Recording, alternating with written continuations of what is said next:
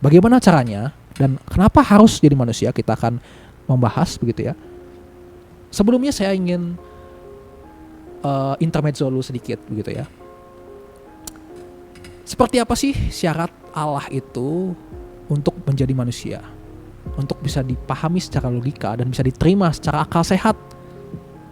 Saya paham karena ketika kita bicara tentang Allah yang Maha Kuasa dan kita bicara bahwa Dia datang dalam wujud manusia, banyak kalangan yang akan bilang itu tidak mungkin, itu mustahil, itu najis. Allah yang maha segalanya, Allah yang maha suci, tidak mungkin mau.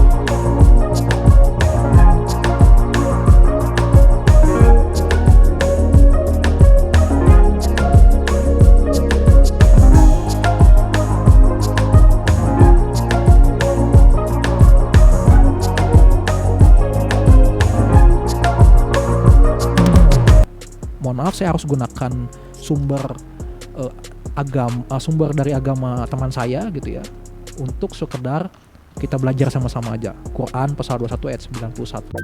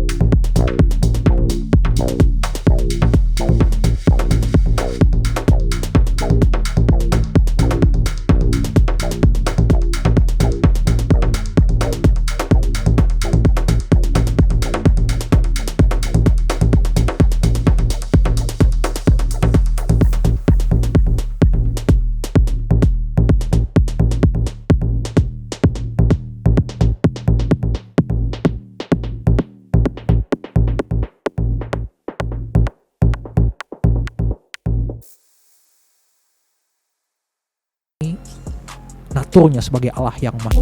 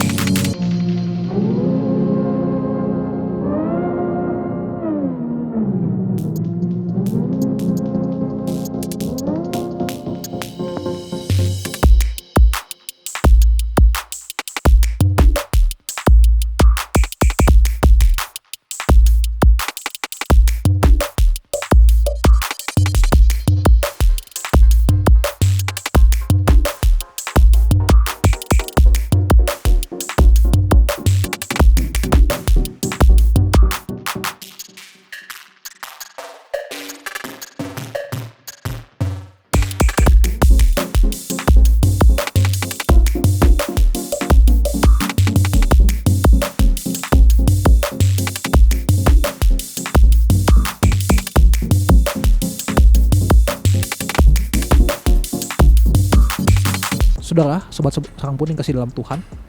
Lalu syarat keempat apa sih supaya kita bisa tahu bahwa Allah itu bisa menjadi manusia? Yang keempat adalah dia harus bisa tetap menunjukkan kuasanya sebagai Allah, kuasa ilahinya. Kuasa ilahinya itu apa sih? Salah satunya adalah mujizatnya, ya, yang melebihi dari mujizat-mujizat nabi lain, begitu. Saya tunjukkan salah satunya di dalam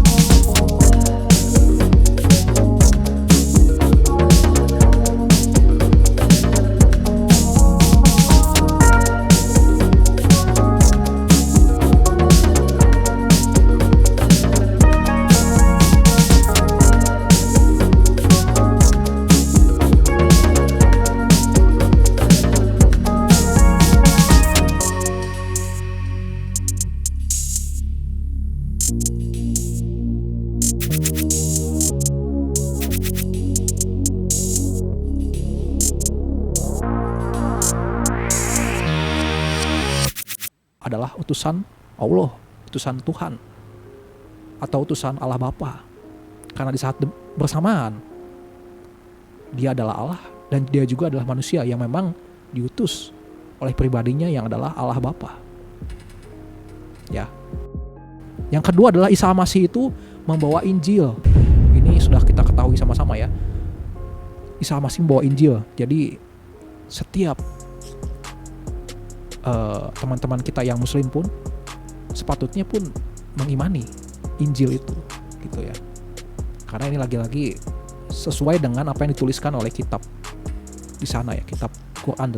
Ketiga adalah di dalam Injil Isa Al-Masih dapat mengampuni dosa manusia seperti yang tadi kita lihat di dalam Markus pasal yang kedua ayat ke-10, bahwa anak manusia dalam artian Tuhan Yesus Isa berkuasa untuk mengampuni dosa setiap manusia. Yang kedua adalah dia sudah ada bersama-sama dengan Allah. Ya. Dia sudah ada bersama-sama dengan Allah. Dia adalah kalimatullah. Dia kalimat Allah, firman Allah. Di dalam Yohanes pasal pertama, ya, bahwa pada mulanya ialah firman, dan firman itu telah menjadi manusia. Dan firman itu ada bersama-sama dengan dia saat hari penciptaan dan saja. Dia dalam artian Tuhan Yesus, merujuk kepada Isa. Isa Al-Masih pun menggenapi Taurat yang selama ini menjadi patokan atau hukum-hukum yang harus ditaati demi bisa lepas dari dosa. Hukum Taurat sebagaimana kita ketahui isinya begitu banyak, begitu kompleks, mengatur setiap kehidupan manusia. Apakah ada yang bisa 100% melakukan hukum Taurat? Jawabannya pasti saya yakin tidak akan ada. Pasti akan ada yang meleset sedikit pun.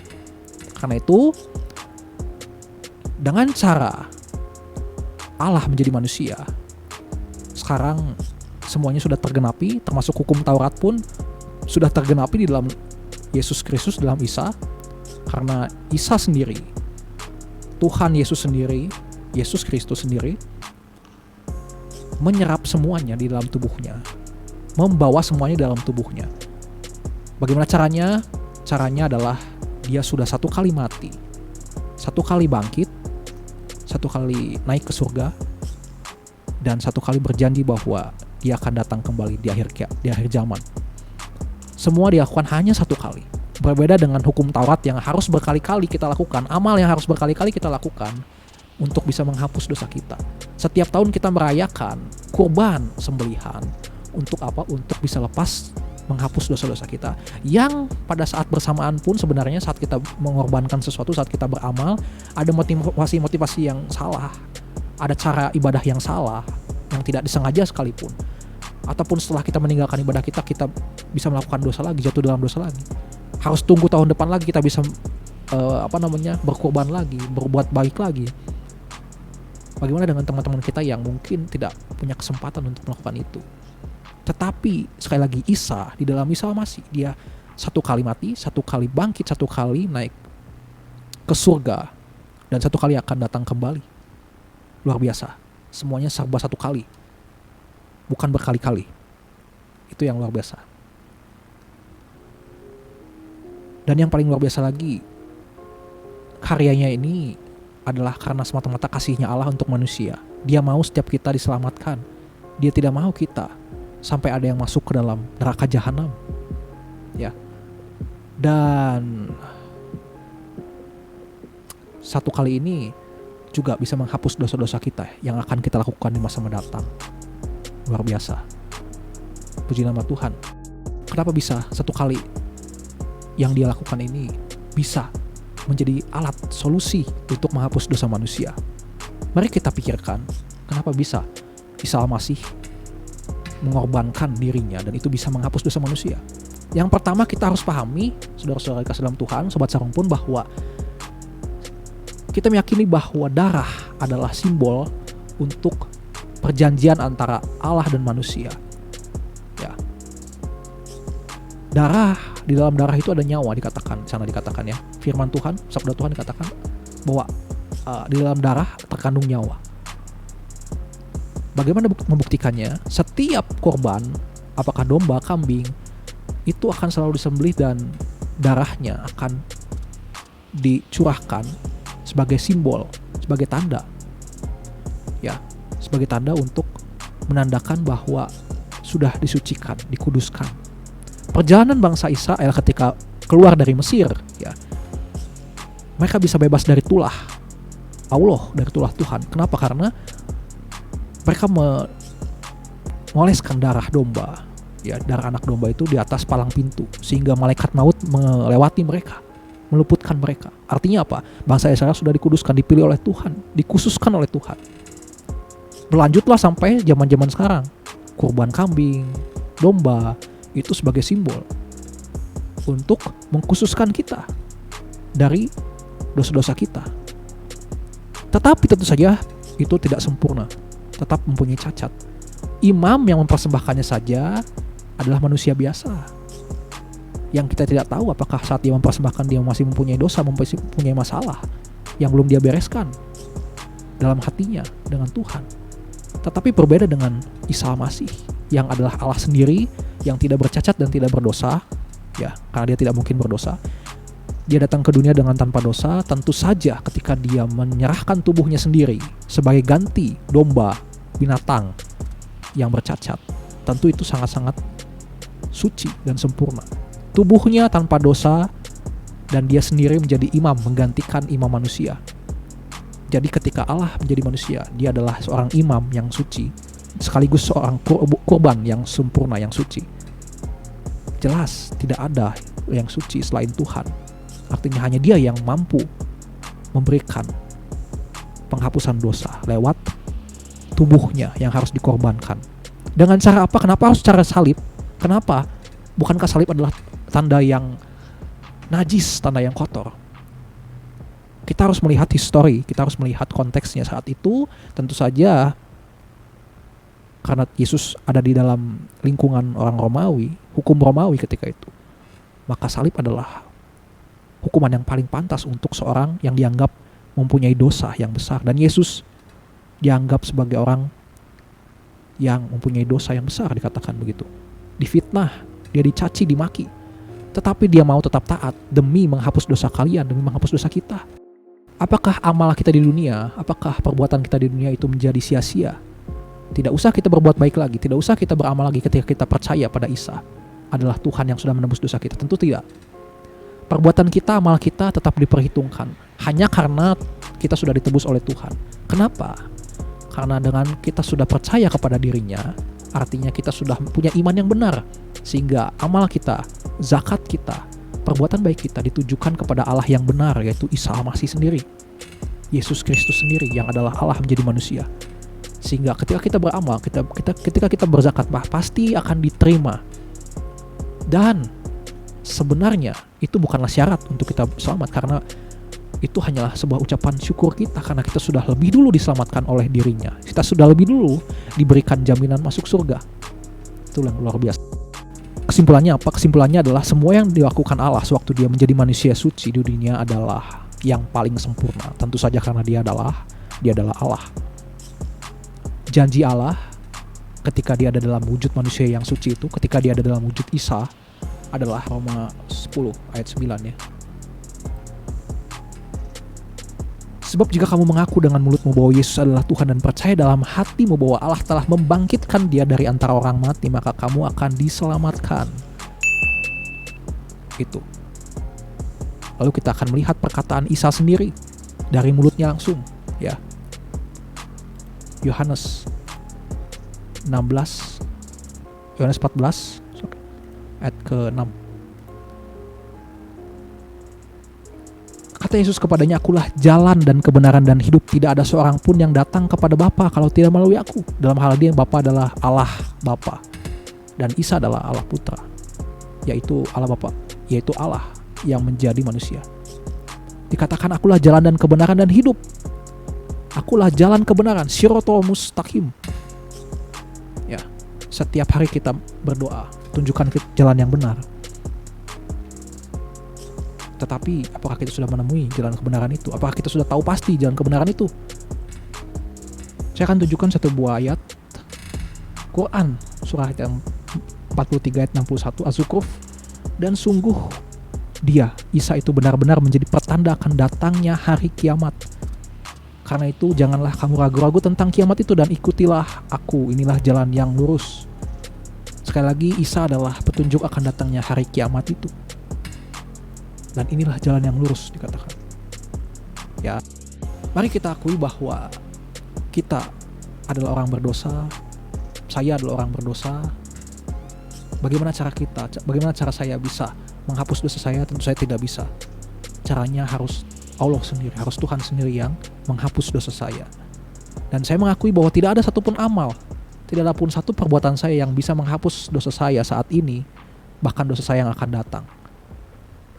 Maka saya harus mengakui dengan kerendahan hati saya bahwa hanya Tuhanlah yang mampu menghapus dosa saya, yaitu dengan cara apa? Dengan cara Dia menggantikan amal saya, dengan cara Dia menggantikan kurban yang selama ini saya lakukan, yaitu dengan cara Dia mempersembahkan tubuhnya sendiri, menggantikan korban-korban yang selama ini saya berikan, kita berikan. Darahnya tercurah di atas kayu salib yang mau mati untuk setiap kita, menggantikan korban-korban kita satu kali saja. Setelah itu Dia bangkit kembali, menunjukkan bahwa Dia memiliki kuasa ilahi. Bahkan Dia naik ke atas surga, duduk di sebelah kanan Allah Bapa yang Maha Kuasa. Setelah itu Dia berjanji akan kembali datang di akhir zaman nanti. Tentu saja bersama orang-orang yang percaya kepadanya. Pertanyaannya, bagaimana respon kita? Apakah dirimu mau menerima Isa, menerima Yesus Kristus sebagai Tuhan, Juru Selamat bagi kamu, bagi kita semua? Shalom, kiranya hal ini menjadi perenungan dan menjadi pemikiran setiap kita, bahan diskusi setiap kita. Bila ada saudara-saudara, teman-teman yang mungkin mau menghubungi, mau berdiskusi, bahkan mau melakukan perbincangan lebih lanjut, bisa menghubungi sosial media saya. Nanti saya akan sertakan. Mari kita sama-sama berdiskusi tentang ini. Mari kita sama-sama open mind gitu ya. Tentu saja dengan cara yang santun, sebagaimana Sarumpun Sabda selalu utamakan. Ya, saling menghargai, toleransi. Terima kasih, Tuhan Yesus memberkati. Assalamualaikum warahmatullahi wabarakatuh. Shalom.